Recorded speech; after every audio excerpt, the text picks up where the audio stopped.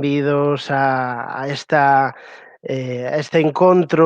primeiro encontro organizado por Marea Atlántica, no que se vai falar, entre outras cousas, de renda básica. Quero agradecer en nome do colectivo Renda Básica da Coruña a invitación da Marea Atlántica a participar neste primeiro de Xanela a Xanela, que leva por título Renda Básica máis alá da crise. A renda básica é unha idea que leva moito tempo sendo desenvolvida por activistas, académicas e académicos, científicas e científicos sociais, pero que nos últimos anos adquiriu unha relevancia notable no debate público. Isto pode ser debido á crise económica que nos golpeou no ano 2008 e demostrou a febleza do sistema capitalista no que estamos, deixando atrás a millóns de persoas. Nos últimos 5 anos, a produción de artigos, investigacións, libros, estudos sobre a renda básica foi en aumento, pero a raíz desta crise sanitaria do coronavirus houve un incremento, se cadra maior, da presenza desta idea no debate público. A crise do coronavirus está amosando a falta de solucións do Goberno de España para afrontar unha crise socioeconómica sen igual. E o mesmo está a pasar coa Unión Europea, que nuns momentos tan cruciais para a vida de centos de millóns de persoas amosa a súa cara máis insolidaria. Neste encontro queremos saber que é a renda básica e como pode ser unha ferramenta para unha saída social desta crise económica e sanitaria. Para isto contamos coa presenza de Daniel Raventós, que é doutor en Economía, profesor da Facultade de Economía e Empresa da Universidade de Barcelona, membro do Comité de Redacción de Sin Permiso e presidente da Red Renta Básica. Tamén é membro do Comité Científico de ATAC. Os seus últimos libros son, en colaboración con Jordi Arcanós e Lluís Torrens, Renta Básica Incondicional, unha proposta de financiación racional e justa, editado por Serval en 2017, e en colaboración con Julie Ward, o libro Contra la caridade en defensa de la renta básica, publicado por Icaria no 2019. Benvido, Daniel, moitas grazas por estar hoxe connosco. Hola, gracias a vosotros. Bueno, antes de nada, de entrar en harina, ¿no? Pues este encuentro queremos que sirva un poco para situarnos, ¿no? Sobre qué es la renta básica, tal y como lo defiende la Red Renta Básica, de la que tú eres presidente, y sobre todo también para salir de este debate, bueno, falso debate realmente, ¿no? Entre renta básica, renta mínima, bueno, todas esas acepciones que tienen todas las rentas condicionadas que no son la renta básica universal, incondicional, individual y suficiente, ¿no? Entonces, ¿qué es la renta básica, Daniel? Una asignación monetaria pública incondicional a toda la población. Son muy pocas palabras, pero cada una de estas palabras creo que es importante.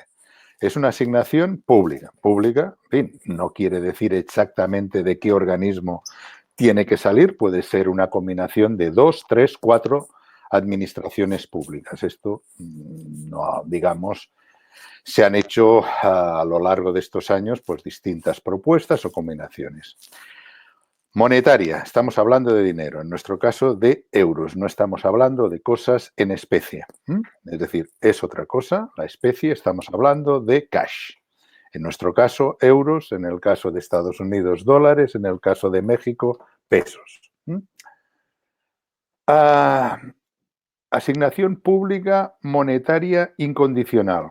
Incondicional me parece que no hace falta explicar que, porque sería atentar contra la inteligencia de cualquiera, que se refiere a que no sea condicionada. Y a toda la población es otra forma de decir universal. Para no ser tan estricto de decir asignación pública monetaria incondicional y universal, pues entonces universal a toda la población. Quiere decir que no se hace ningún tipo de discriminación en un sentido u en otro de quién lo debería recibir y quién no lo debería recibir. Es decir, justamente lo contrario de todas las asignaciones o los subsidios condicionados que conocemos, sea en comunidades autónomas o sea en países enteros, como sería el caso, en algún caso de la Unión Europea. La idea de renta básica, tal y como la defiende la red renta básica y la defiendes tú, tiene una honda raíz republicana, ¿no? ¿Qué es exactamente la libertad republicana? Porque mucha gente pues, le puede venir a la cabeza, ¿no? La República de 1931 u otras cosas, la República de Estados Unidos. Entonces, ¿qué es esa raíz republicana de la renta básica?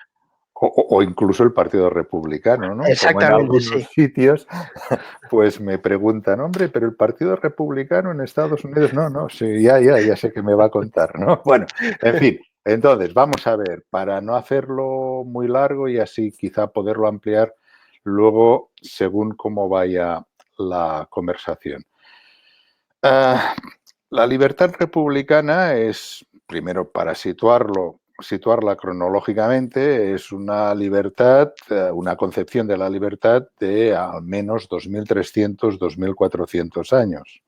La gran democracia ática, que duró 170 años, con pequeñas interrupciones de restauración oligárquica, pero esta democracia ática fue bajo la concepción de la libertad republicana. Evidentemente, estamos hablando de hace 2300 años, con lo cual no hay ningún tipo de duda que, vistos con los ojos actuales, pues hay cosas que serían inaceptables. Evidentemente, la república ática era esclavista, las mujeres tenían un papel diferente al de los hombres, es decir, subordinado, esto no hay ningún tipo de duda. Pero estamos hablando hace 2300 años y las alternativas que había eran gobiernos oligárquicos en este aspecto completamente antidemocráticos, ¿no?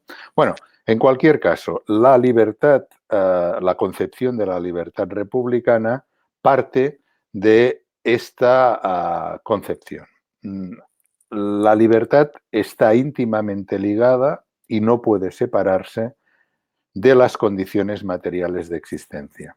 Es decir, los republicanos han sido muy distintos a lo largo de estos 2300 años, obviamente incluso en lenguaje, en concepción, no hay ningún tipo de duda, y ha habido pues también una bifurcación entre lo que sería la concepción oligárquica de la libertad republicana y la concepción democrática de la libertad republicana. Pero lo interesante es que no es la concepción de la libertad lo que diferencia oligárquicos y democráticos, sino a quién llega. Es decir, para unos y otros, evidentemente, la libertad no se puede, como decía antes, desligar de las condiciones materiales de existencia. Lo único, claro, que la gran diferencia o discrepancia que tienen es quiénes son, quién es el sujeto de estas condiciones materiales que les hace posible ser libres, ¿no? Para los oligárquicos solo pueden ser los ricos. Ricos, en el sentido republicano, no es aquel que nada en la abundancia, ¿eh? Es aquel que tiene alguna propiedad que le permite no depender de otros para vivir socialmente, ¿eh? Y pobre, en el sentido republicano clásico, tampoco es un indigente, tampoco es un homeless, no es un sin techo, no, no. Pobre es aquella persona que en relación a lo que decía anteriormente no tiene la existencia material garantizada porque no tiene propiedad y por lo tanto tiene que o alquilarse, venderse, etcétera, a otro que son los otros, los que sí que tienen esta propiedad y por lo tanto es la obligación que tienen para poder existir socialmente, es decir, pues, los domésticos, los campesinos sin tierra propia, los criados, los trabajadores, ¿no? Esto estoy hablando de hace en la democracia ática, ¿no? Aunque esto también podría ser repetido en distintas circunstancias y momentos históricos diferentes, ¿no? Bueno, esta es, digamos, la gran diferencia con la concepción histórica liberal de la libertad, según la cual sí que se puede desconectar la existencia material de la libertad. Esto, digamos, sería la gran diferenciación. Por supuesto que dentro de las teorías académicas liberales hay muchas variantes, pero digamos, a lo que me estoy refiriendo es al liberalismo, a la concepción de la libertad, del liberalismo realmente existente, que de la misma manera que he dicho que la libertad republicana tiene unos 2.300 años de existencia, la libertad liberal tiene unos 200 aproximadamente, ¿no?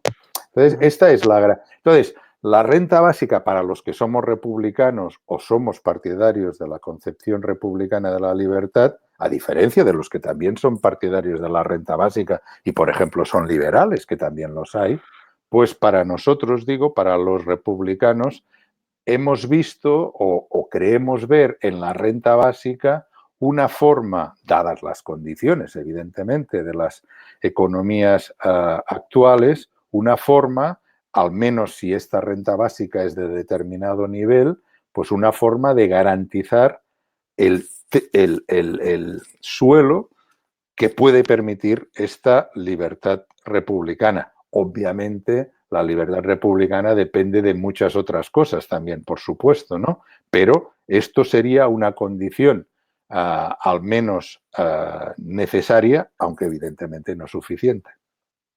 Ujú. Claro, y ya, llegando un poco más hacia lo que es la actualidad, ¿no? Hay otros autores, en los que se basa, pues, todo el estudio de la renta básica, ¿no? Para fundamentar estos argumentos, ¿no? Incluso, pues bueno, podíamos leer en Sin Permiso esta semana, ¿no? Que, Robespierre escribía, ¿no? Que la primera ley social es aquella que garantiza a todos los miembros de la sociedad los medios para existir. Estamos hablando de 1792, pero bueno, es una idea, ¿no? Que se viene trabajando, o sea, desde hace mucho tiempo, pero más recientemente, ¿no? Sí, sí, sí. Evidentemente Robespierre no defendía, no era conocida la propuesta de la renta básica, aunque Thomas Paine, que fue contemporáneo suyo, que también estuvo en la Revolución Francesa, tuvo el privilegio de estar en dos revoluciones muy importantes, la americana y la francesa, ¿no? Pues Thomas Paine escribió aquel famoso panfleto en el que de justicia agraria, en el que defendía la renta, no una renta básica, en este caso es lo que modernamente o actualmente llamaríamos capital básico, es decir, una asignación única de por vida a los mayores de edad, uh, que era una cantidad, bueno, pues para la época podría permitir pues un pequeño establecimiento, un pequeño negocio que a su vez luego, ¿no? Bueno, la idea de Thomas Paine, además así acaba su alegato, es justicia lo que pido, no caridad, ¿no? Esta es una idea muy interesante, muy republicana, por cierto, porque la caridad no puede ser republicana, porque la caridad es entre desiguales. Si yo te doy a ti caridad, te la doy cuando quiero, como quiero y en las condiciones que yo quiero. Y tú, pues, no tienes más remedio que aceptar, bueno, o no aceptarlo, pero normalmente no estás en condiciones de poder decir que no, ¿verdad? En cambio, la idea de Thomas Paine es, con una justificación de la época, que la tierra en un origen pertenecía a todos y tal y cual, pues bueno, pues la forma de resarcir no podía ser repartir la tierra, claro, tal como estaba la situación, pero sí hacer algo así como podríamos decir un pequeño símil, ¿no? Que sería pues dar este capital básico a toda la población a partir de determinada edad. Creo recordar que eran 25 años, ¿no? Ujú. Todo norteamericano, y hombres, todo norteamericano cuando cumpla los 25 años y tal, pues se le daría esta cantidad. Esta es la idea. Robespierre, evidentemente, no concreta en una renta básica. Lo que sí tiene claro es que una democracia no puede existir como tal si no garantiza pues, las condiciones de existencia a toda la población. De aquí este famoso discurso que tú leías un trozo de Sin Permiso, que es muy famoso este discurso de las subsistencias, en la que él, pues precisamente aboga porque cualquier tipo de libertad siempre está sujeta al derecho a la existencia, que sería la primera libertad de todas, ¿no?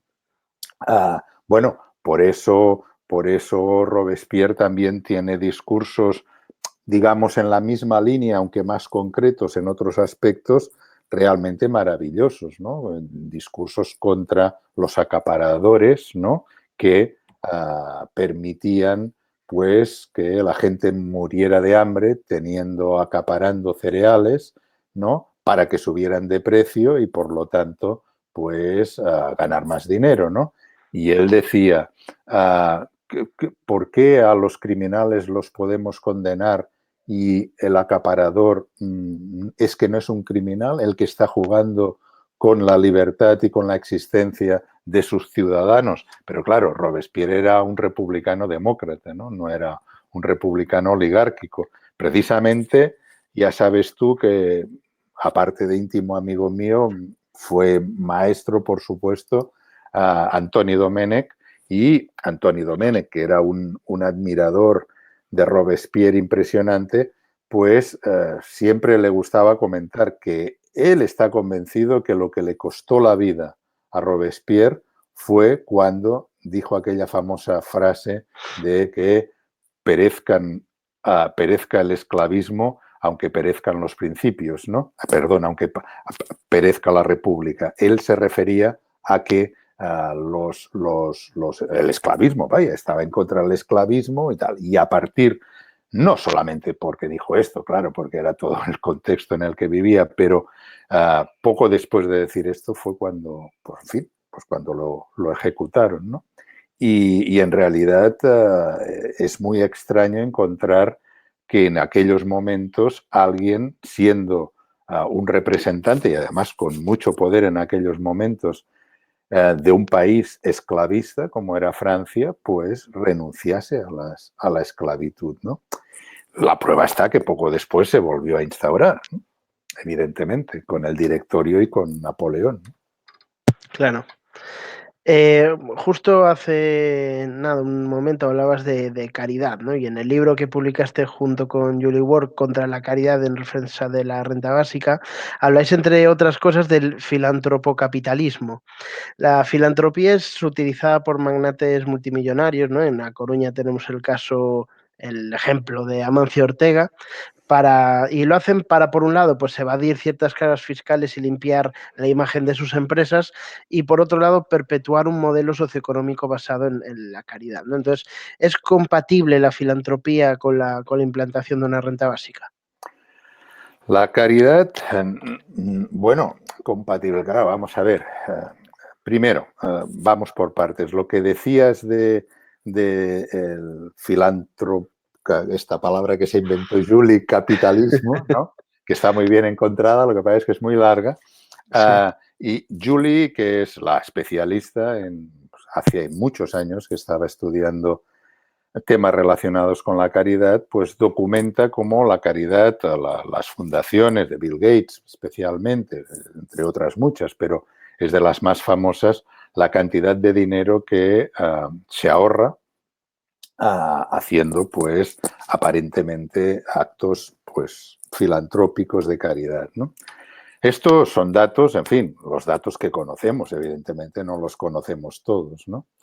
Pero, claro, tu pregunta ¿es compatible la caridad con una renta básica? Bueno, digamos, esto sería algo así, si me permites, aunque luego intentaré concretarlo para que no quede la cosa muy rara, ¿no? Esto sería lo mismo que decir, un Estado republicano tiene que ser laico. Ahora bien, cada uno, siempre que no toque las narices al vecino, pues puede creer las cosas sobrenaturales que más le plazcan, ¿no? Uno tendrá un dios, uno tendrá algún habitante o algún planeta supuestamente superior a nosotros que lo adora, lo que sea, ¿no? Pero bueno, esto no es ningún problema. Pues la renta básica debería ser este suelo que el Estado republicano garantiza a toda la población, y luego si hay gente que tiene más dinero del que necesita y quiere, por sus convicciones, qué sé yo, religiosas o lo que sea, dar a alguien más, bueno, al menos que al que va dirigida la caridad tenga la libertad para decir, métase esto en algún sitio, ¿no? Claro, Si quiere. porque lo que estamos Esto es lo mismo, escuchando... si me permites, esto es lo Sí, mismo que hemos dicho muchas veces en cuanto al poder de negociación que otorga una renta básica. Si tú eres una persona que no tienes absolutamente nada y te ofrecen un salario de 700, 800 euros a unas condiciones, en fin, bastante deplorables, tú no eres libre para elegir este trabajo.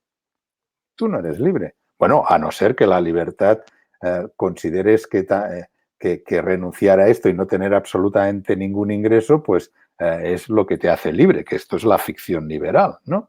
No, la renta básica, por eso decimos que te da un poder de negociación, porque, bueno, vamos a ver, si yo tengo este suelo que me permite, pues, como mínimo, las mínimas condiciones de existencia, bueno, evidentemente soy mucho más libre de no aceptar determinadas condiciones de trabajo que sin esta renta básica, ¿no?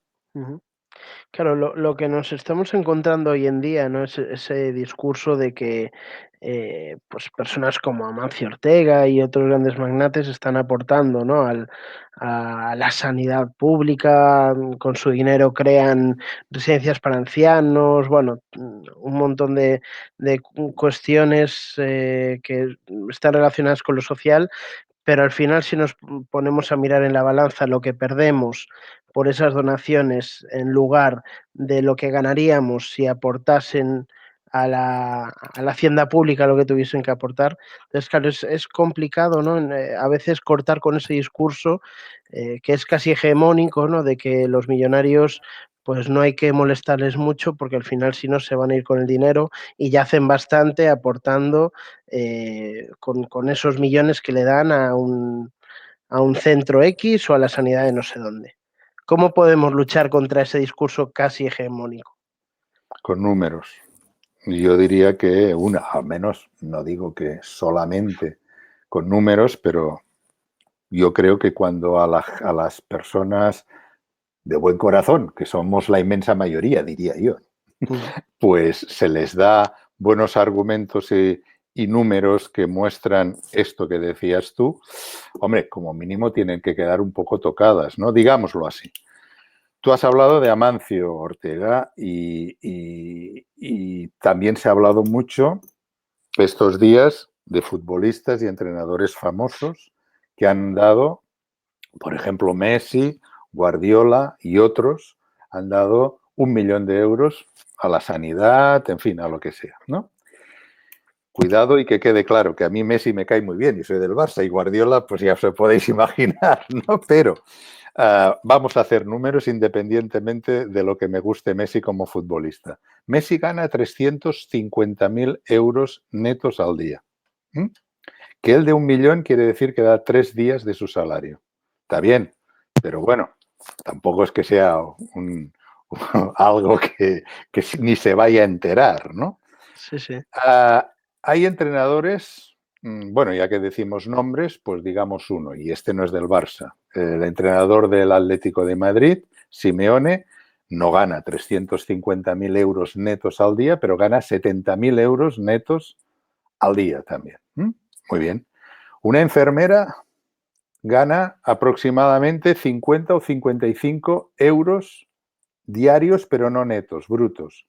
Y un médico, depende de los casos, 110 o 120 euros diarios brutos. Entonces, claro, digamos, si a la gente se le explica, porque claro, estas cosas a veces no se explican, si a la gente se le explica, ¿usted cree que es normal que por muy bien, por muy bueno que sea Messi, que realmente lo que hace él no lo hace ninguno, cobre 350.000 euros al día y una enfermera 50 euros y además brutos al día? Bueno, no sé, precisamente ahora estos días se ha visto bien claro, ¿no?, la utilidad social de determinados trabajos, especialmente de la sanidad, pero también de los comercios, al menos de los supermercados, luego del reparto a domicilio, en fin, digamos, servicios esenciales. Que esto se considere pues que no tiene por qué que ser más valorado que lo que es actualmente, es un problema, digamos, social. Es un problema social. ¿Eh? Entonces, por eso hay gente actualmente, y gracias, entre comillas, a la situación tan bestia que estamos viviendo con el estado de emergencia, ahí se está poniendo de forma como debate público, al menos, no digo que se haya conseguido que sea un gran debate público, pero de momento se ha empezado con los derechos de propiedad. Es decir, la idea esta de que la propiedad privada es sacrosanta. No, no. O sea, yo reconozco, como republicano, reconozco el derecho a la propiedad privada, solo faltaría. Pero la propiedad privada, como tantas constituciones republicanas e incluso la Constitución española, que al fin y al cabo esto lo copió parcialmente de la Constitución de la Segunda República Española y es de las cosas que los militares pues no les debía preocupar mucho porque les preocupaba la unidad de España y la monarquía y esto no lo pues coló, ¿no? La idea que se puede escribir de muchas formas, pero que es la siguiente: derecho a la propiedad privada, pero siempre sujeta a la utilidad pública. Y la utilidad pública, ¿quién es que lo dice? Pues en principio los representantes de la población, ¿no? Entonces, la idea según la cual no puede ser, porque además este debate sobre los derechos de propiedad, digamos, se hace o ahora se tienen muchos más elementos para aquellos que todavía buscasen más elementos, ¿no? De los que ya teníamos.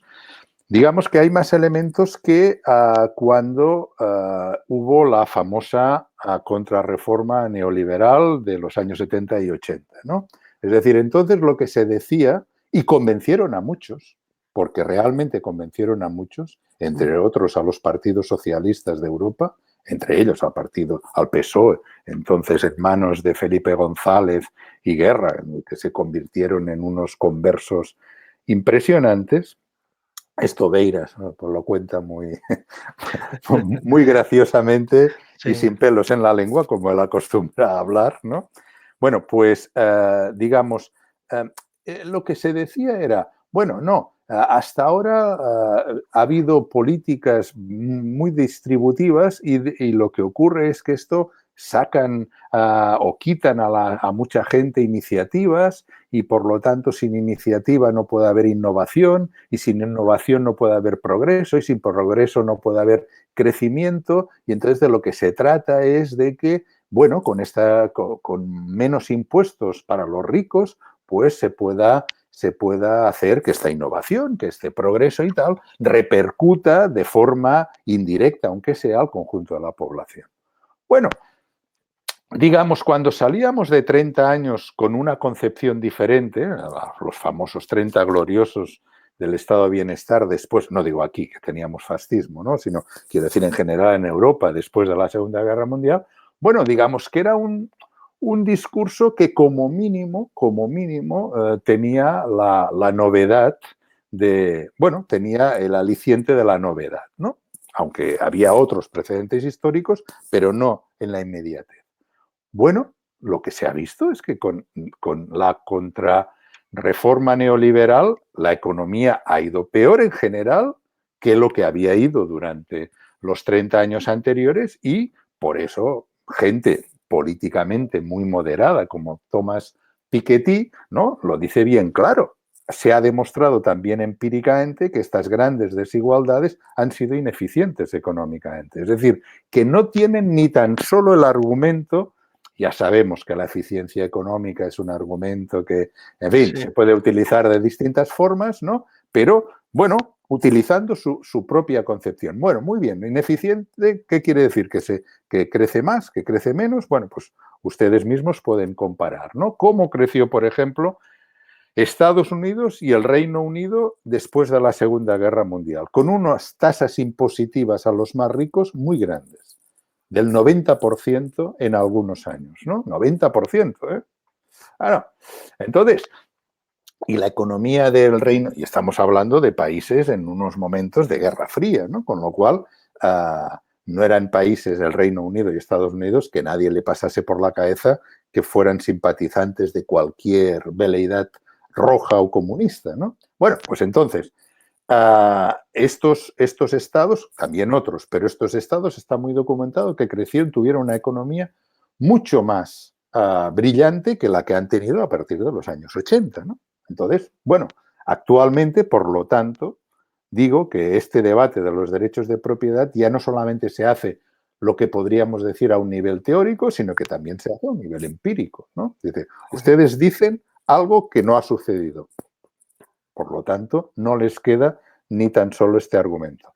Y además, claro, hay otro aspecto que me parece muy importante, y es que ¿por qué se da ahora este debate? Bueno, este intento de debate, pero al menos ya parece que no sea una cosa muy rara, lo de los derechos de propiedad, porque, claro, no estamos en la misma situación que cuando se inició la gran crisis del 8 y del 9, sino que estamos en una situación mucho peor. Y en una situación que parecía que había una cierta recuperación, pero en cualquier caso es evidente que la inmensa mayoría de la población no rica estaba en peores situaciones que cuando explotó la crisis del 7, 8, 9, bueno, pues claro, la situación es completamente catastrófica y puede llegar a ser, bueno, el mismo Fondo Monetario Internacional habla ahora en sus previsiones últimas que el Reino de España puede superar tranquilamente el 21% oficial de paro en el año 20, o sea, en el año actual, ¿no? Lo cual estamos hablando, bueno, y cuando se habla de paro, no me quiero desviar con otras ramas, pero cuando se habla de paro oficial, nunca es el oficial, siempre es menor que el oficial, porque hay mucha gente que ya no quiere ni entrar en el mercado, no busca puesto ningún trabajo y por lo tanto no consta como parado, consta como población inactiva, ¿no? En fin, bueno, pero independientemente de esto, claro, estamos hablando de una situación realmente catastrófica, que es lo que ha hecho que se hable de derechos de propiedad y también que otros que encontraban la renta básica, como el mismo Financial Times, ¿no? Que en aquel editorial de hace muy pocas semanas decía que cosas excéntricas como la renta básica o un impuesto a la propiedad, ahora tendremos que empezar a considerarlas. Que el Financial Times diga esto, nadie le podrá decir que es que está influido, por ejemplo, por Marea Atlántica o por la red renta básica. Sí, también teníamos el ejemplo, ¿no? Hace unos días un artículo de Tony Roldán, ¿no? Que era el jefe de Economía de Ciudadanos, también proponiendo esa renta básica temporal de 1.000 euros al mes durante 3 meses. Juan Torres también, que es una persona que aunque ha sacado libros hablando sobre renta básica, tiene una posición igual algo equidistante respecto al tema, ¿no? Esto es una señal de que igual puede haber un cambio en ciertas mentalidades que antes de la crisis no consideraban la renta básica como una opción viable.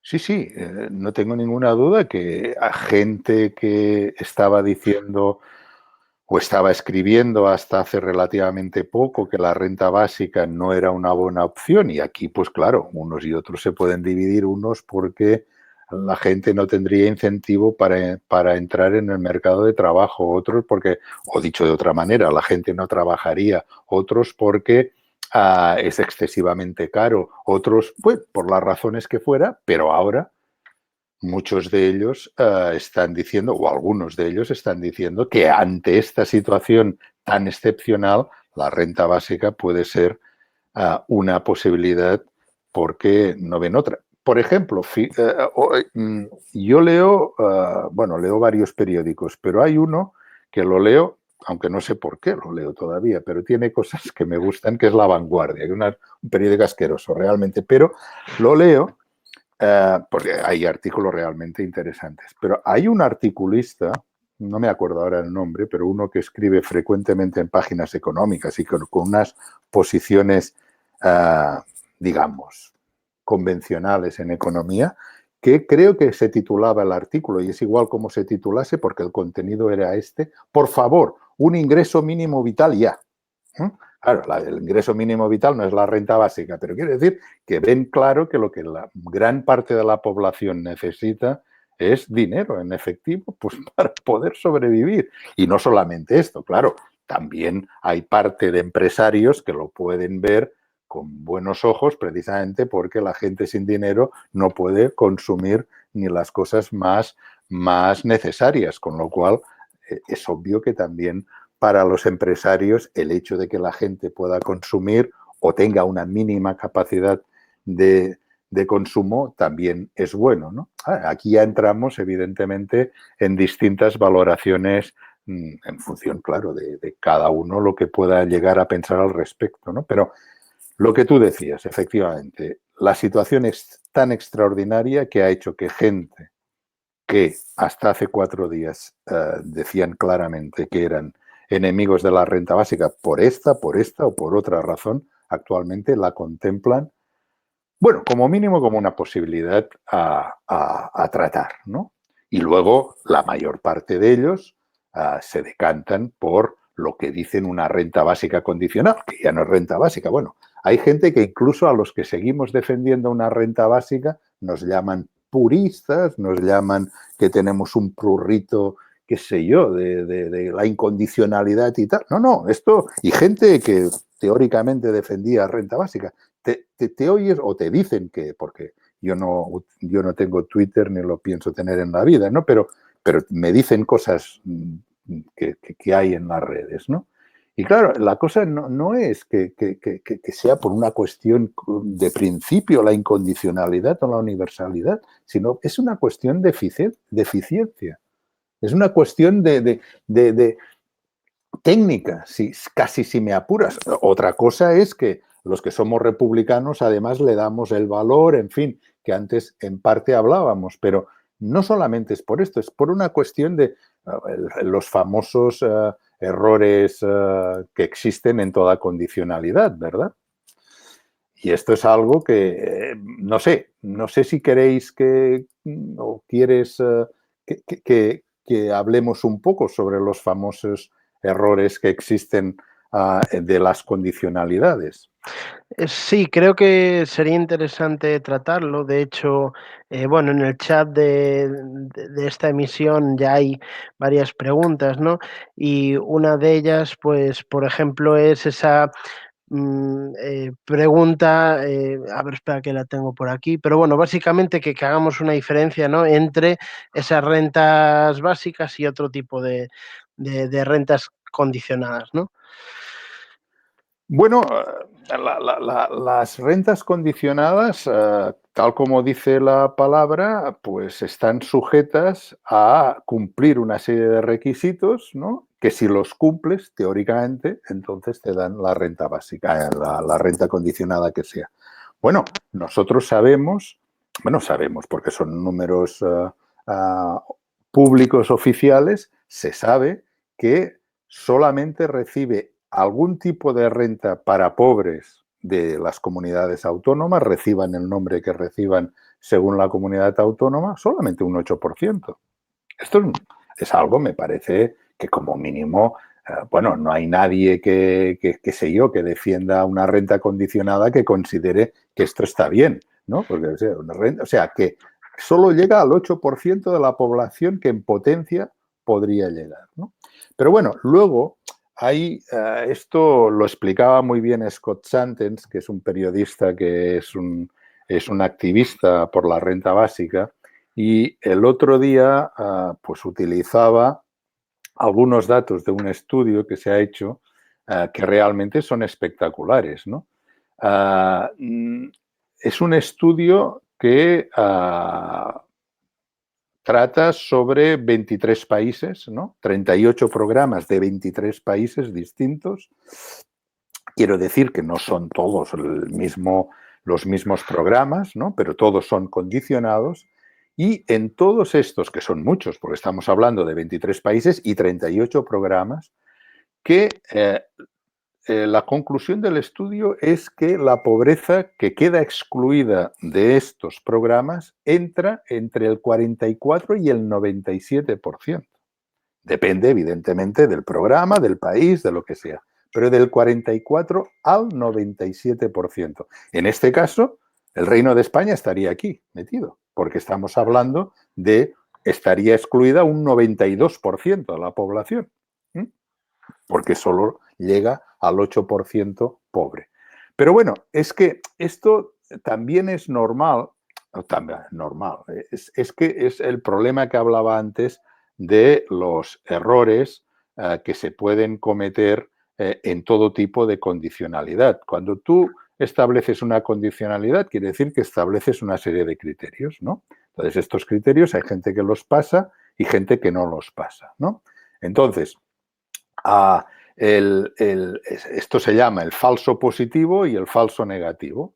El falso positivo aparece cuando alguien pasa la prueba y no debería hacerlo, es decir, no se lo merece. Pero el segundo error, el falso negativo, es el contrario, es decir, que alguien no supera la prueba, pero debería haberla superado. Claro, como drama personal está el segundo error, porque el primero, mira, dices, alguien que no lo merece y mira, se ha espabilado y se ha hecho el vivo y lo ha conseguido, ¿no? Bueno, pues este es el problema de los subsidios condicionados. Este es el problema. Claro. Bueno, o uno de los grandes problemas, ¿no?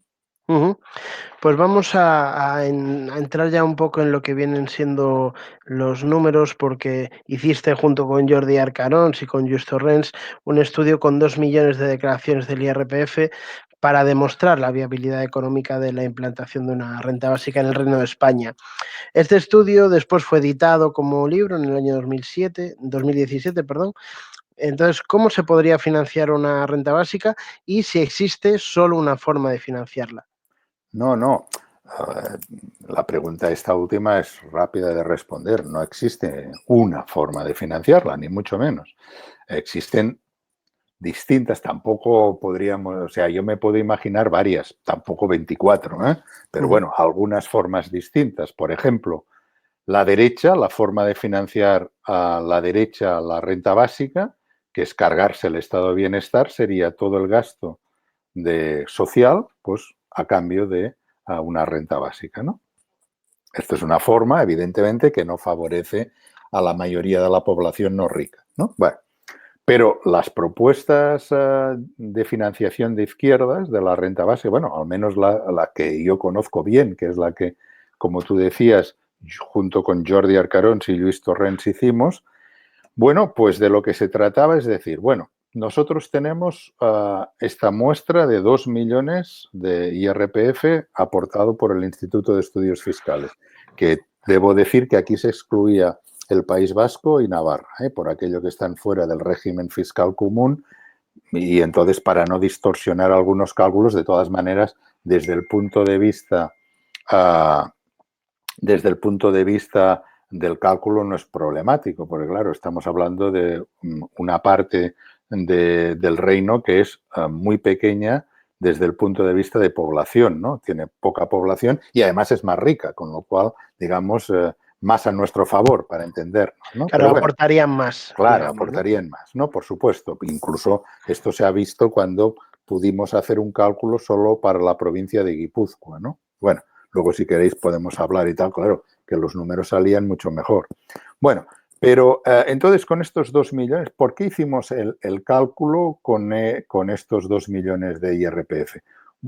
O mejor dicho, ¿por qué hicimos el proyecto de financiación de la renta básica a partir del IRPF? Hombre, porque teníamos estos 2 millones de datos que además eran del impuesto más importante, ¿no? El IRPF es el impuesto más importante de cualquier economía de la Unión Europea, ¿no? Aunque reciba evidentemente distintos nombres. Bueno, bien, entonces, con estos datos lo que mostramos, así con muy pocas palabras, porque esto ya sabes que está en Internet y es de acceso libre, etcétera, era que del 20% más rico de la población, ¿no? Pues se hacía una redistribución de la renta de parte pequeña de su renta al restante 80% que está por debajo del 20% más rico, ¿no? Entonces, salía ganando, por lo tanto, un 80% de la población y salía perdiendo el 20% más rico.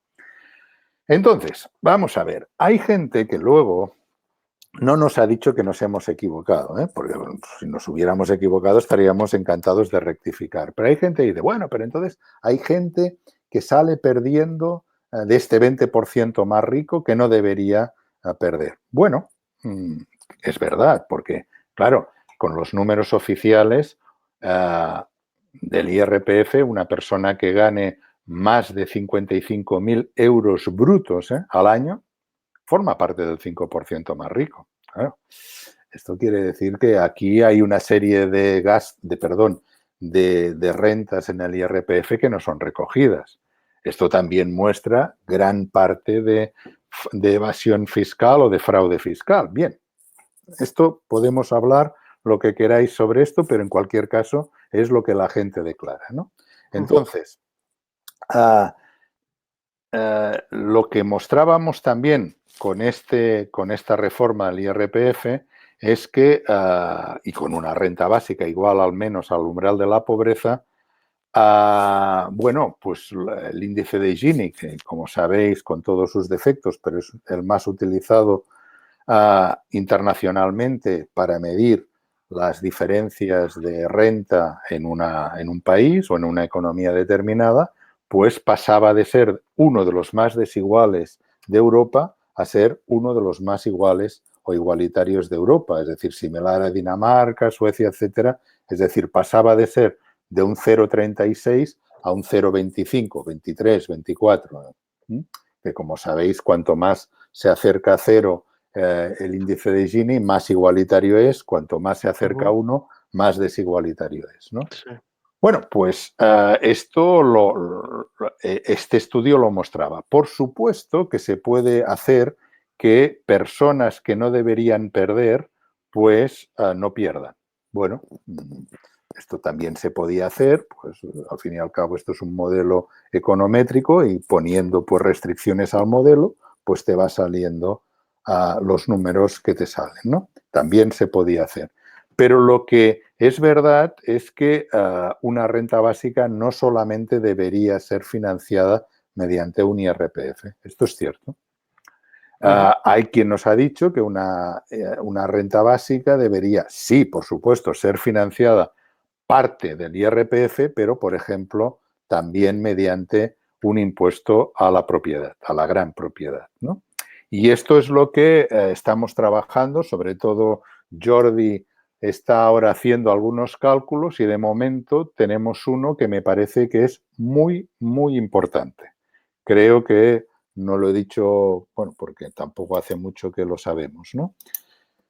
Jordi hizo el siguiente cálculo. Si se pusiera un 10% de impuesto al 10% más rico en cuanto a propiedad, no estamos hablando ahora de renta, en cuanto a patrimonio, descontando la primera residencia, es decir, la primera residencia, aunque sea lujosa, no cuenta. Bueno, pues solo poniendo un 10% al 10% más rico, y estamos hablando de dinero legal, quiero decir, nada de evasión fiscal, nada de paraísos fiscales, nada de recuperación de todo el fraude y evasión que hacen los ricos. No, no, no, no. Esto sería otra cosa. Estamos hablando del dinero realmente legal. Otra cosa es cómo lo han conseguido, pero esto es aparte, ¿no? Entonces, de esta forma se sacarían 84.000 millones. Quiere decir que un 20% a este 10%, pues evidentemente sacaría el doble, 168.000 millones de euros. Estamos hablando, por ejemplo, que, para que os hagáis una idea, todos los subsidios, si suprimimos todas las asignaciones públicas monetarias, incluidas las pensiones contributivas, actualmente todo esto suma aproximadamente 95.000 millones. ¿Me explico? Es decir, solo con un impuesto del 10%, bueno, podemos hacer números y quizá el 13% al 10% más rico en cuanto a patrimonio, ya sería toda esta cantidad de asignaciones públicas monetarias. Estamos hablando de mucho dinero. Otra cosa es que seguramente hay quien dirá, bueno, pero dentro de este 10% esto de gravarlos a todos por igual. Vale, de acuerdo. Entonces podríamos entrar, que es lo que Jordi está intentando, que tampoco es fácil, pero está intentando hacer, y es lo que propone Piketty. Es decir, Piketty propone cosas como al que tiene un patrimonio 10 veces superior a la media, pues que tenga un impuesto, pongamos por caso, del 5%. El que tenga un patrimonio superior a 100 veces la media, que tenga un impuesto del 10%. El que tenga un impuesto perdón, una propiedad más de 1 millón de veces superior a la media que tenga un impuesto del 90%, ¿no? Bueno, son cosas que se pueden perfectamente calcular y que evidentemente añadirían o sería más fácil de financiar la renta básica, claro. Ujú. Hay una pregunta que nos hacen en el chat, ¿no? La pregunta de si la renta básica supondría eliminar otras ayudas, ya la acabas de contestar, ¿no? ¿Y cuál sería el importe de una renta básica en el Reino de España a día de hoy? Bueno, en el cálculo que hicimos, que lo tenemos que actualizar, pero esto no es mucho problema porque el IRPF es bastante permanente, ¿eh? A diferencia de otros impuestos como el de sociedades, que es muy, muy, muy, muy, muy sensible a la coyuntura económica, el IRPF no lo es tanto, ¿no? Pero estamos hablando de una renta básica igual al menos al umbral de la pobreza. Esto quiere decir, pues, que en las circunstancias actuales serían, claro, varía por comunidad autónoma, pero si hacemos una en el conjunto del reino estaríamos, pues, unos 700 y pico euros Ujú, mensuales. Y estos, además, en nuestra propuesta estarían exentos de pagar IRPF. El IRPF se empezaría a pagar a partir de lo que ganas de más de la renta básica. ujú. Y teniendo en cuenta la esperada caída del PIB, ¿no? Debido a la actual situación de parón económico, ¿el modelo de financiación propuesto seguiría siendo válido o tendríais que a lo mejor modificarlo teniendo en cuenta, ¿no?, la situación económica tras esta crisis? Sí, no, seguramente se debería tener en cuenta, claro, pero por eso nosotros en una situación como esta pedimos la renta básica de cuarentena, para entendernos, ¿no? Ujú, Que no es la renta básica financiada como nosotros la pedíamos o decíamos, entre otras cosas porque somos conscientes de que esto no van a hacer una reforma, suponiendo que estuvieran de acuerdo, que no están de acuerdo en el gobierno, pero suponiendo que estuvieran de acuerdo, no la van a hacer en 15 días. Y lo que necesita la gente es urgencia, ¿no?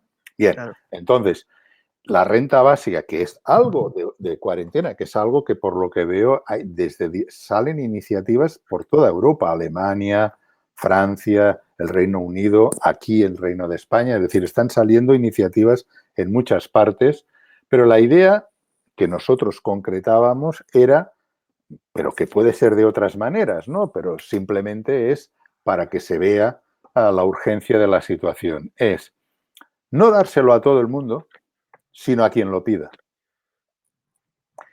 De forma completamente sin empezar a gastar tiempo en condicionalidades y demuéstreme, y más ahora que muchas cosas se deberían hacer por Internet, ¿no? Es decir, el gobierno, hombre, controla quizás simplemente la identidad de la persona, cosa que es muy fácil, y dónde va a parar, y como mucho está una semana. Muy bien. Yo no la pediría. ¿Mm? Y como yo creo que habría muchos centenares de miles de personas que no lo pedirían, no pedirían esta renta básica, con lo cual ya estamos bajando mucho la cantidad total, quiero decir, ¿no? Pero imagínate que es lo que les preocupa a algunos, que ¿y si lo recibe uno que no lo merece y tal? Bueno, pues lo que decimos también es que el Estado tiene muchas formas de recuperar si algún vivo pues tuvo esta renta básica y no se la merecía, como en la declaración de renta del año 21, ¿no? ¿Y por qué? Bueno, pues porque estaríamos hablando de ingresos del año 2020. Decíamos al menos una renta básica, y por eso le llamamos de cuarentena, de 3 meses o mejor aún hasta el 31 de diciembre del 2020. Y a partir de aquí, pues ya se vería, yo claro, yo soy partidario de una renta básica permanente, pero también entiendo que puede haber gente que esté más dispuesta a aceptar una renta básica de cuarentena que una permanente. Bueno, pues por eso estamos hablando de una renta básica de cuarentena hasta al menos el 31 de diciembre. Claro, pues vamos a centrarnos un poco en esa renta básica de cuarentena, de la cual escribiste un artículo hace unos días, ¿no? Con Francisco Javier Braña, con Jordi Alcanós y con Justo Rens. ¿Cómo funcionaría? Porque por lo que he visto, en primer lugar, lo que tendríamos que hacer es hacer la petición online, ¿no? Bueno, se supone que sí, quizá online, entre otras cosas, porque Ujú. los servicios ahora están completamente, bueno, no sé, pues hacer la petición y entonces se ingresaría en una cuenta pública, que debería ser de Bankia, que de momento es pública, parece ser, y si hay alguien que no tiene esta cuenta, pues que la abra. Esto sí que podrían haber asesores de trabajadores sociales que lo tendrían bastante fácil para asesorar a estas personas para que abrieran una cuenta, aunque solo fuera para esto. Una cuenta que quizá, dadas las condiciones, lo digo para no complicar nada las cosas, una persona pues no reúne las condiciones que actualmente se exigen para tener una cuenta corriente. Bueno, pues aunque solo sea para esto, para que pudiera retirar este dinero cada mes mientras durase la renta básica de cuarentena. Ujú. Claro, y en este artículo, hablas de que las personas perceptoras de la renta básica y de otros ingresos pagarían en función del total de ingresos, descontando la transferencia de renta básica, percibida, ¿no? Entonces, ¿dónde estaría el umbral más o menos en el IRPF para saber si yo tengo derecho o debería pedirla o no para que luego no se me No, no, descuente? más que IRPF, nosotros lo que decíamos, pero ya no queríamos ni concretar, porque claro, nosotros nadie nos podrá decir que no concretamos mucho. Y luego para lo que sirve, ¿verdad? ¿No? Sí. Quiere decir, esto tiene que, si el gobierno quisiera hacerlo, pues podría concretarlo una cantidad de lo que ganas al año. Más allá de la renta básica, claro. Por ejemplo, ¿qué se considera?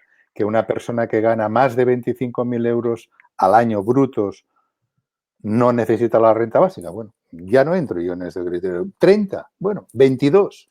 Claro, lo que ocurre es que es verdad que uno que cobra 22.000 brutos al año, pero es soltero, no es lo mismo que, bueno, soltero o vive solo, no es lo mismo que si viven 3 o 4 personas en la misma casa, bien, pero esto ya son complicaciones que creo que podrían perfectamente arreglarse en función de la propia marcha, de la misma manera que hemos dicho tantas veces, bueno, se ha dicho y en principio se ha actuado así, que ante la pandemia habría que actuar urgentemente, más que Ujú, con modelos perfectos que nunca existen, pero digamos hasta tenerlo todo, no, urgencia y en todo caso ir modificando las cosas en función de los problemas que la propia realidad nos fuera imponiendo, ¿no? Bueno, pues la idea es la misma, es decir, actuemos urgentemente mediante una renta básica de cuarentena.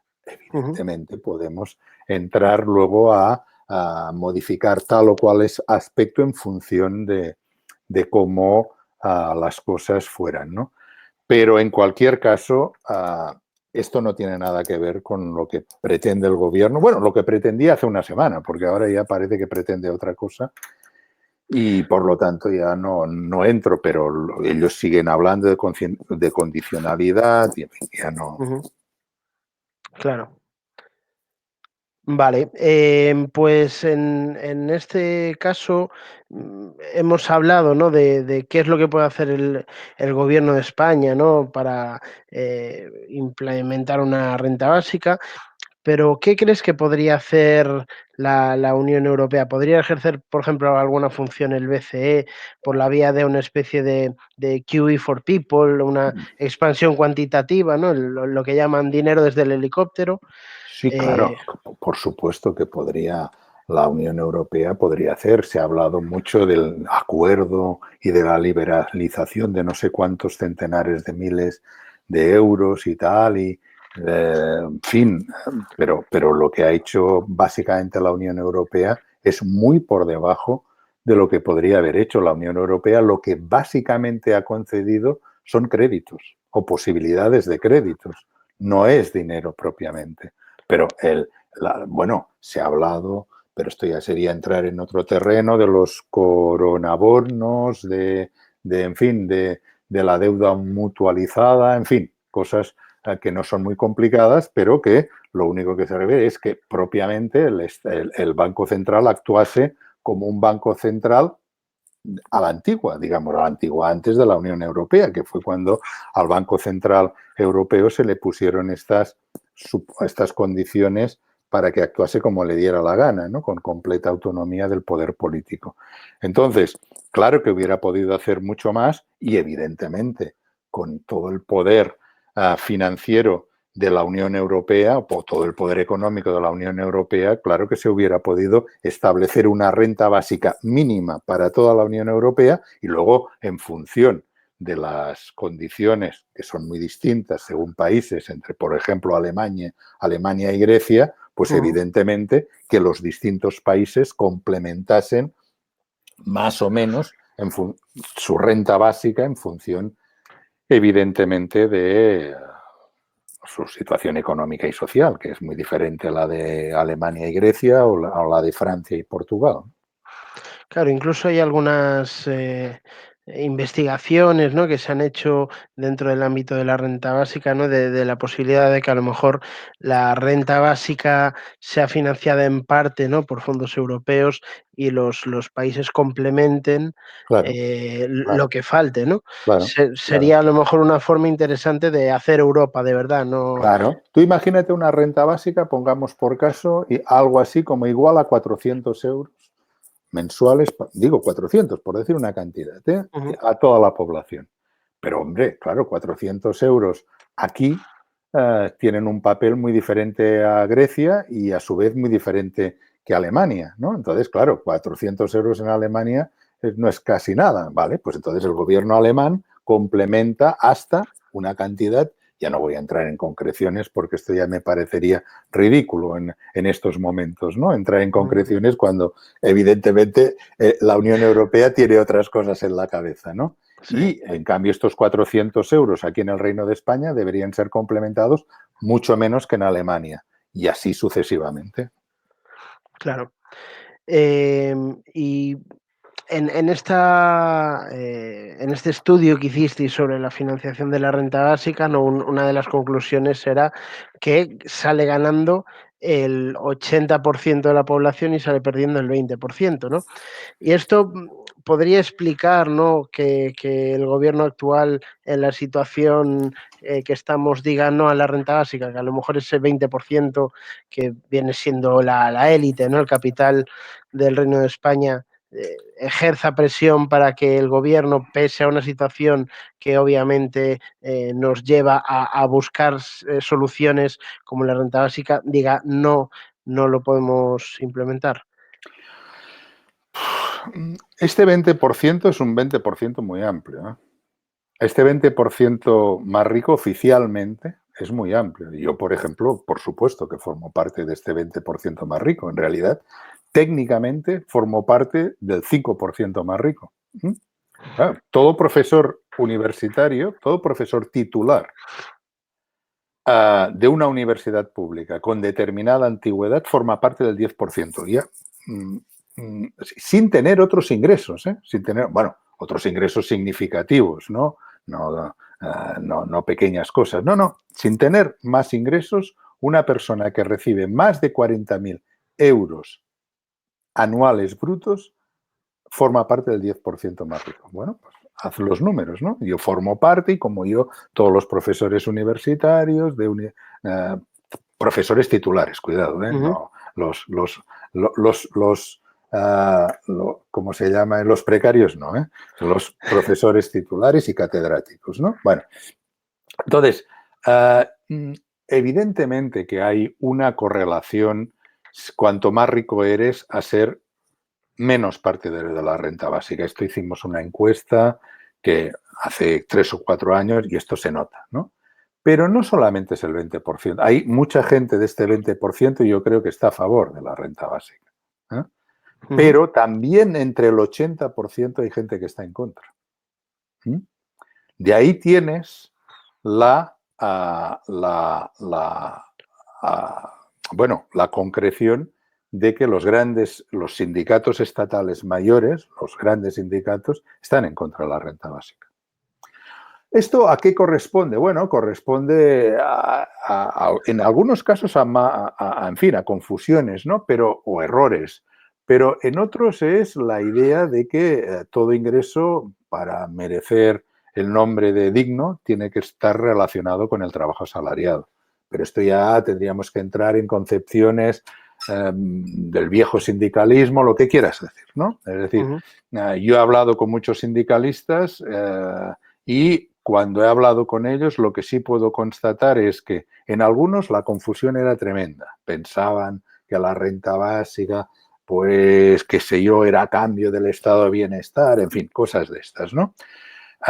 Luego, cuando les cuentas más detenidamente, vale, de acuerdo, pero la idea de que una persona reciba, independientemente de cualquier circunstancia, una asignación pública monetaria, entonces te salen cosas, tantas veces hemos escuchado, ¿verdad? Hombre, yo me levanto a las 6 de la mañana trabajando como un hijo de puta y tal. Y yo me cuesta muchísimo ganar 1.200 euros y se va a dar la renta básica de 700 o sea, a alguien que no haga absolutamente nada. Y aquí es donde entramos, pues bueno, en estas percepciones que, bueno, primero que el que recibe 1.200 euros con una renta básica seguro que gana, seguro, ¿no? Suponiendo que no dejas el trabajo.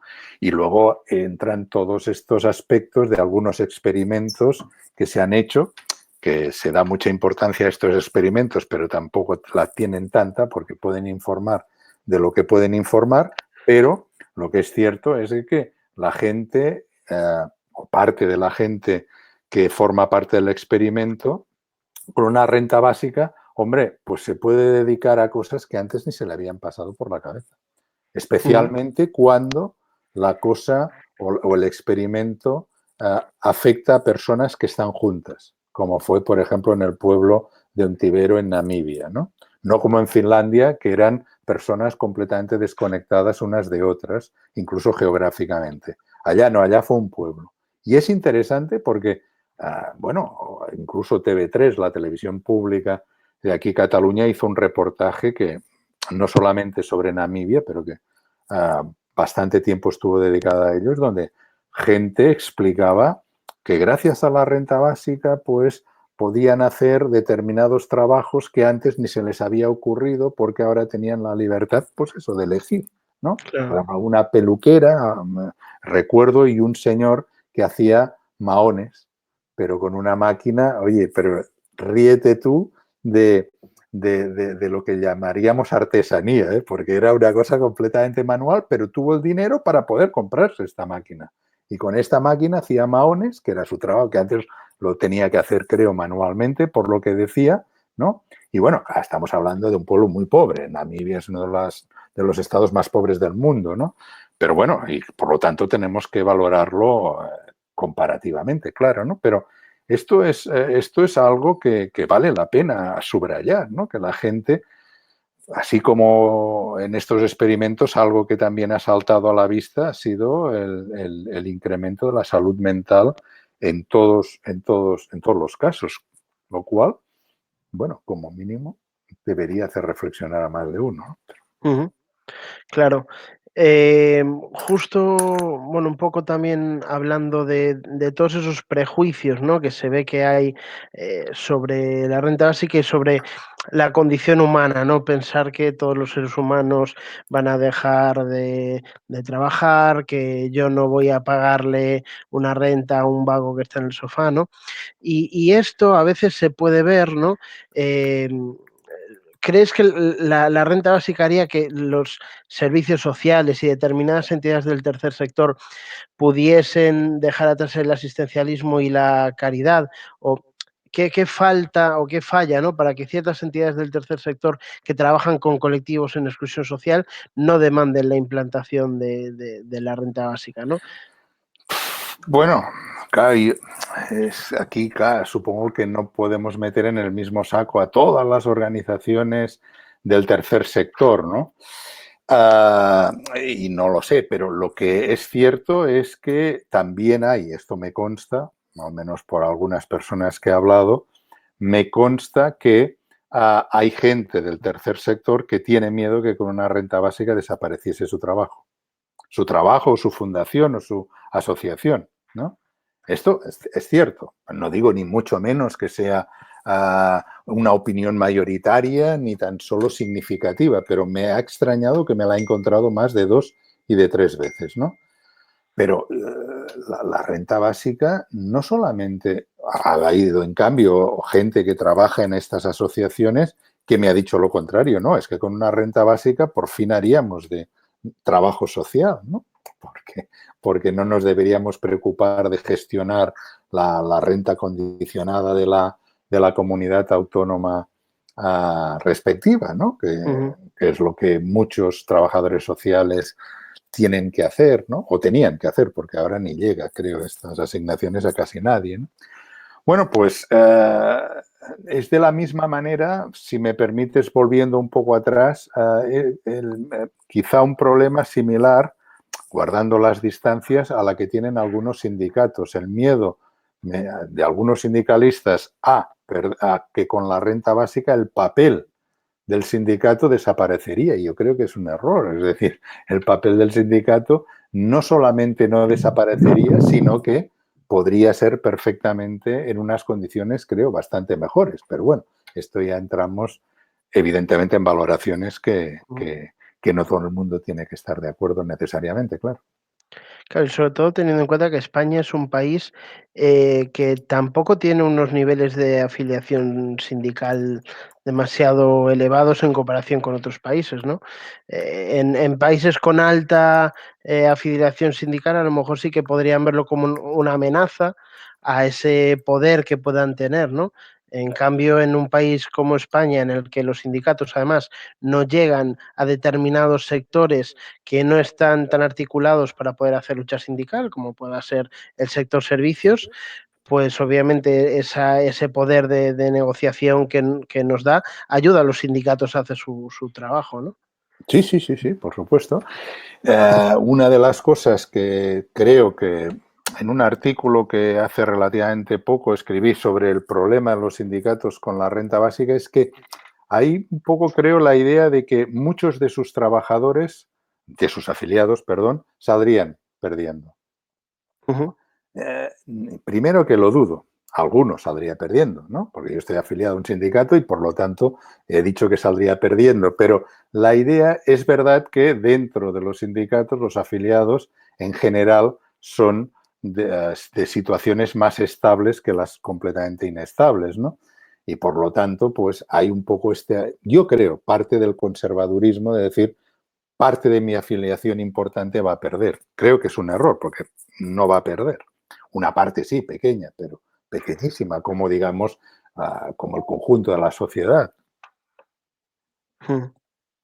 Bueno, pues si te parece bien, lo que vamos a hacer es contestar las preguntas, porque han hecho bastantes preguntas, la gente se ha animado mucho Pues adelante. en este rato de conversación y bueno, pues hay varias preguntas sobre la inflación, ¿no? Por ejemplo, ese teórico incremento de precios si se estableciese una renta básica.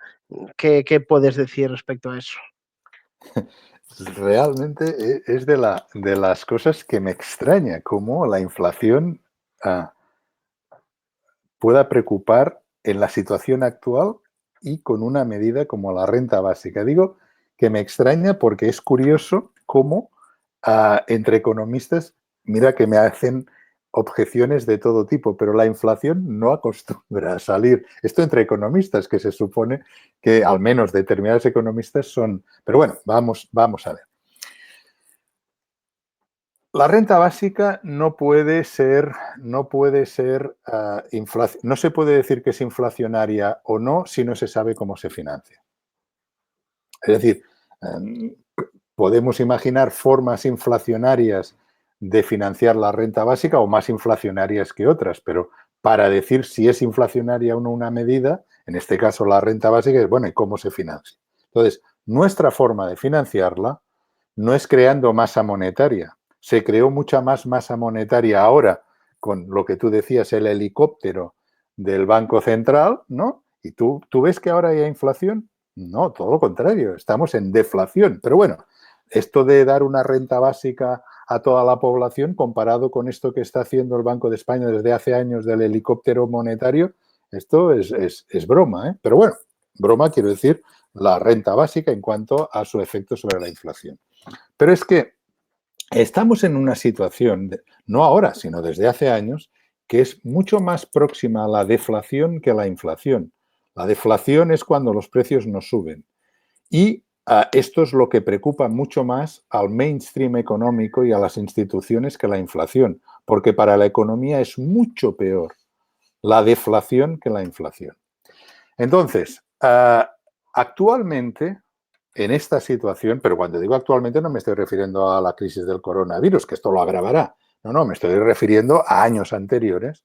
Una situación de este tipo, economistas como Paul Krugman, que no hablan de la renta básica, pero dicen que cualquier tipo de medida que teóricamente es inflacionaria son las buenas en esta situación. Entre otras cosas porque lo que se necesita es gastar. Y cuando se da a la gente dinero, en principio gasta. Y esto es lo que se necesita. Él es un keynesiano, en fin, lo que sea, pero por esto argumenta así, ¿no? Entonces, estamos en una situación, alguien puede decir, bueno, pues quizá en esta situación no, pero en una situación normal, ¿sería inflacionario o no la renta básica?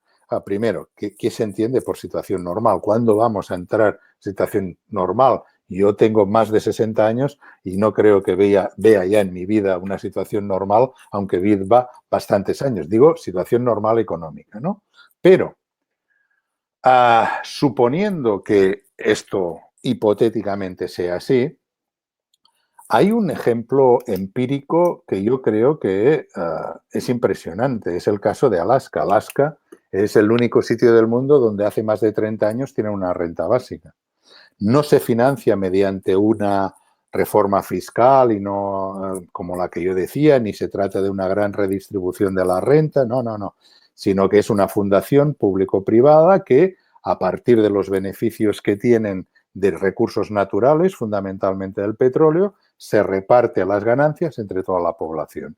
Y hay años donde la población recibe en más de $2.000 anuales, ¿no? Estamos hablando de pequeñas cantidades, pero bueno, una familia de 5 personas puede llevarse cerca de $15.000, lo cual, en fin, no es que sea una barbaridad, pero no es poca cosa. Bien, es la peor forma de financiar una renta básica, la de Alaska, porque es, además de lo que tienes, tengas lo que tengas, te damos esta cantidad, con lo cual es mucho más dinero, ¿no? En la economía.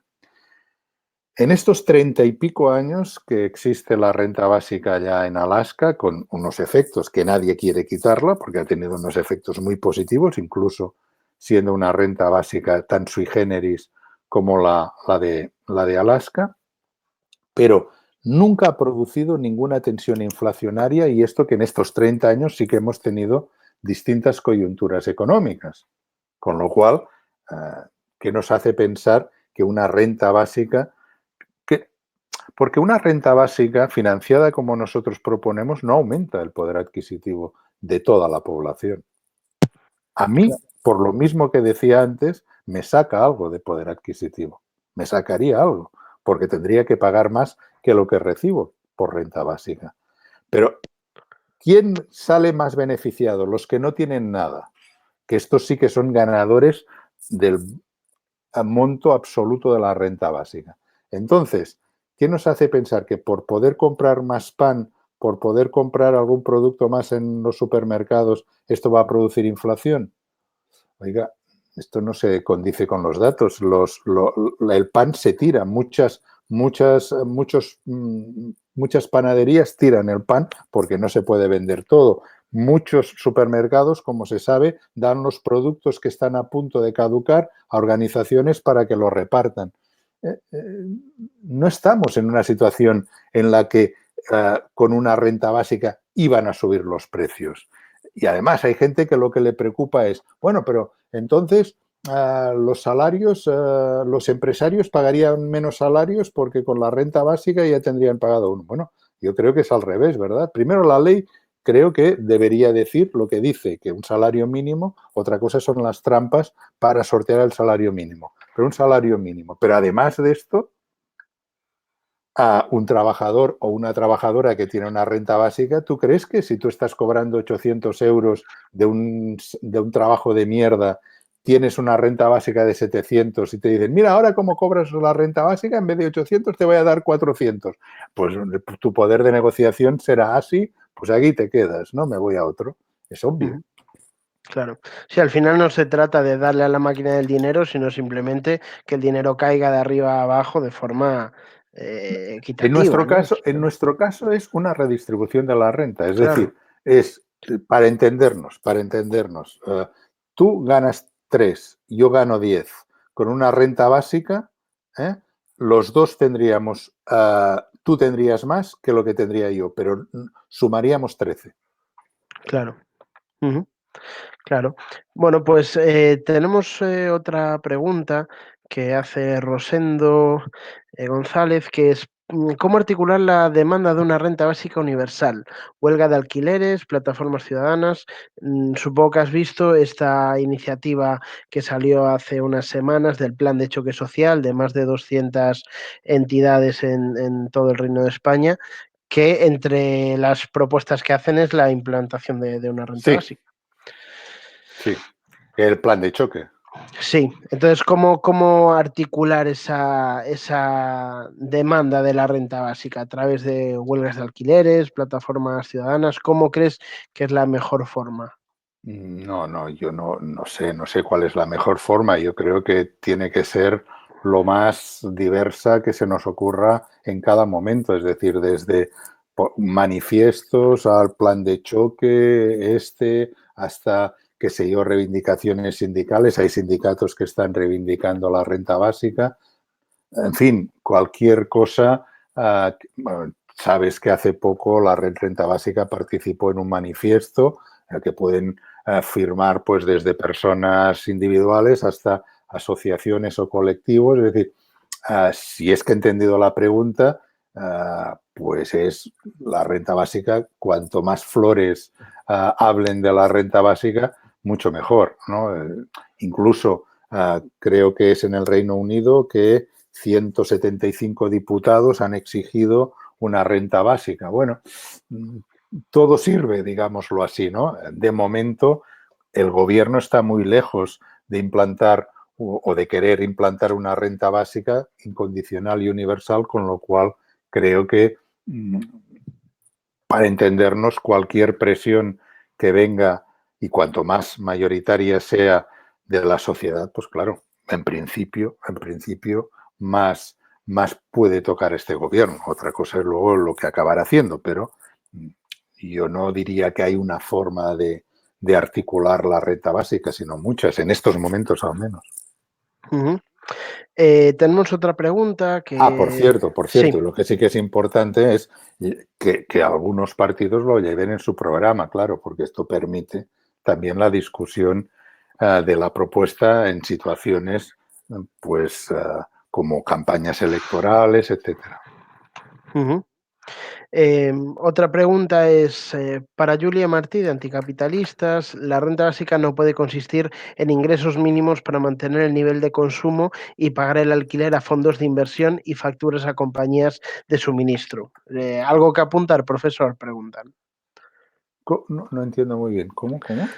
Sí, la pregunta es que la renta básica no puede consistir en tener un ingreso para mantener el mismo nivel de consumo, pagar el alquiler a fondos buitre que tienen miles No, de no. casas, No, a no, grandes ya entiendo, ya entiendo. Entiendo. No, no, claro, o sea, vamos a ver, la renta básica, uh, es que son distintas cosas, ¿eh? Pero bueno, a ver si en poco tiempo puedo resumirlo. La renta básica por sí sola no puede evitar que se aumenten los alquileres. Esto tiene que ser una ley. Por supuesto, los alquileres no pueden ser aumentados a partir de determinadas cantidades, pues, y esto solamente lo puede hacer una ley, evidentemente. Luego, que haya muchos inmuebles que son de fondos buitres. Bueno, esto también debe ser otra cosa, independientemente de la renta básica, que se combata. Los fondos buitres son algo que no deberían existir. Lo que ocurre es que existen, y esto solo puede ser combatido con leyes específicas. Que me llega, me lleva a la forma más general de decir que la renta básica por sí sola, claro que no puede combatir muchas cosas que tenemos actualmente que deben ser combatidas. La renta básica es una medida que permite hacer algunas cosas, como que la gente tenga esta, digamos, existencia material mínimamente garantizada. Otra cosa es que hay otras medidas que deberían ponerse en funcionamiento por la vivienda, por legislación laboral más protectora de determinados salarios. Esto no hay ningún tipo de duda. Claro, al final lo que es la renta básica no deja de ser una medida más dentro de un estado de bienestar fortalecido, ¿no? Y que tenga otras medidas para proteger, sobre todo los derechos básicos, ¿no? Como puede ser la vivienda, el trabajo y, bueno, pues todo lo que conocemos. Sí, la renta básica, como tú muy bien has dicho, sería una medida de política económica. Bueno, muy importante, ¿eh? Claro. Yo le doy mucha importancia, no sería una medida más, ¿eh? Pero efectivamente, volviendo a lo de antes, sería una medida que debería estar complementada con muchas otras para que es lo que algunas feministas, por ejemplo, han dicho, bueno, es que la renta básica por sí sola no acaba con la división sexual del trabajo. Por supuesto que no. Esto debe ser motivo de o de políticas muy concretas, claro. Uh-huh. Otra pregunta que nos hacen es si la renta básica podría provocar una mayor privatización de servicios públicos y conducir a un consumo no de necesidades y seguir con un consumismo absurdo. Hombre, Bueno, más. que creo que antes más o menos esto sí que se ha tocado, una renta básica, pues no necesariamente fomenta el consumismo, a no ser que comprar las necesidades básicas, que mucha gente tendría la oportunidad de hacerlo con mucha mayor facilidad que ahora, a esto yo no creo que se le llame consumismo, ¿no? Y yo, por ejemplo, vuelvo a repetir, tendría las posibilidades de consumo algo más reducidas que las que tengo ahora, porque yo sería de los que perderían, con lo cual nunca me he comprado un Rolex, pero con la renta básica no me lo compraría. No, precisamente los primeros defensores modernos, digamos, de la renta básica, entre ellos Philippe Van Parijs, siempre tuvieron o siempre fueron unos ecologistas avant la lettre, ¿no? Y precisamente veían la compatibilidad de la renta básica con sus postulados ecologistas, que no son precisamente consumistas. Claro. Tenemos otra pregunta más en tema fiscalidad y cómo financiar la renta básica. Preguntan si habéis pensado qué supondría eliminar la SICAV para hacer una fiscalidad más justa y también para financiar mejor la renta básica. Bueno, suprimir las SICAP sería algo así como higiene pública, ¿no? Esto independientemente de la renta básica y tal. Pero yo creo que aporta más información lo que antes hablábamos de un impuesto sobre el patrimonio o sobre la gran propiedad. Ujú. También nos hace la misma pregunta, o sea, la misma persona, la pregunta de si la renta básica sería igual en todo el estado. Ya por lo que has respondido, entiendo que sí. Sí, pero no tiene por qué. Quiero decir, nosotros hicimos el cálculo de una renta, de un umbral de la pobreza y por lo tanto igual a la renta básica de todo el Estado. Pero es evidente que todas las comunidades autónomas, y esto se sabe, ¿no? O sea, esto está más que calculado, no tiene el mismo umbral de la pobreza las Islas Baleares que Galicia. Esto está claro, ¿no? Eso está Ujú. claro. Pero bueno, también perfectamente se puede hacer una renta básica por,